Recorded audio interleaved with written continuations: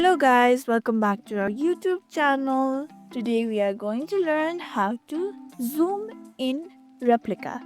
Let's begin with the tutorial. Firstly, open your Replika. Then after, here you can see there is no icon of add plus zoom in zoom out. So what you can do is take your two fingers, then tap on the screen and take it apart, tear it apart. Then you can see how it zoomed in.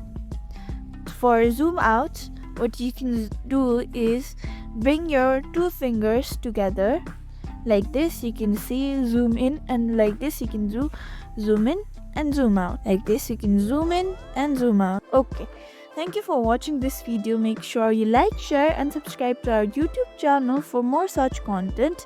I hope this was helpful.